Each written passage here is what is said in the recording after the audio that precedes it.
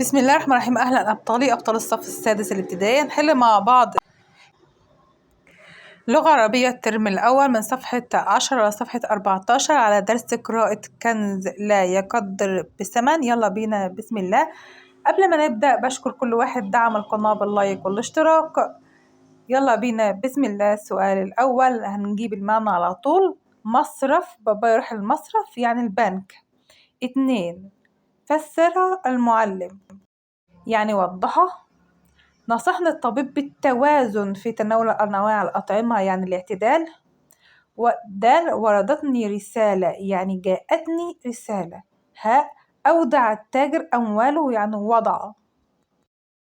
السؤال الثاني يلا بينا.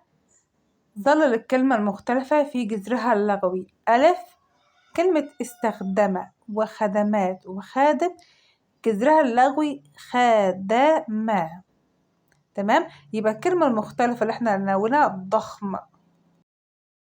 باء أنفق ونفقات وإنفاق جاية من الجذر اللغوي بتاعها النفقة، يبقى هنلون الكلمة المختلفة عندي موافق.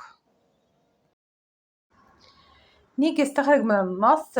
ألف كلمة مرادفها الاعتدال التوازن، كلمة مضادها الأغبياء الأذكياء، كلمة مفردها مهمة مهام، كلمة جمعها هواتف هاتف، كلمة تدل على انشغال العقل بموضوعات مختلفة.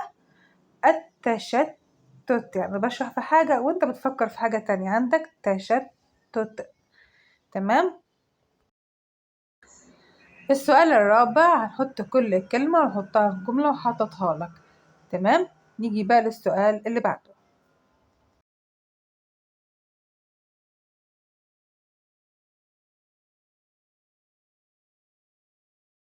صح وغلط. ألف الوقت الذي يمضي يمكن استرجاعه بسهولة.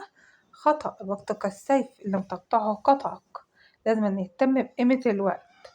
باء الأذكياء هم من يفوزون في سباقهم مع الوقت. صح. جيم علينا أن ننظر إلى الوقت على أنه كنز لا يقدر بثمن. صح. دال تنظيم الوقت يساعدنا على التحكم في حياتنا. صح. هاء الأذكياء يقومون بالمهام جميعا في وقت واحد. خطأ. حدد الفكرة الرئيسية للنص. الوقت كالسيف إن لم تقطعه قطعك.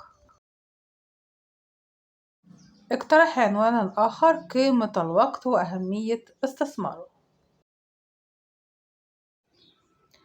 بعد ما نقرأ الفقرة معنى ينشغل بموضوعات مختلفة يتشتت. صح وغلط. أسامة لديه وقت لممارسة هواياته. خطأ. تنظيم الوقت ساعد أسامة على التفوق الدراسي. صح. برأيك هل أسامة قدوة لزملائه؟ نعم قدوة لزملائه. ولماذا؟ لأنه ينظم وقته بشكل جيد فصار من الطلاب المميزين. شكرا كل واحد دعم القناة باللايك والاشتراك. بحبكم في الله، بالتوفيق للجميع. إلى اللقاء في الدرس الجديد. طبعا احنا حاليا كتاب الوزارة للدراسات.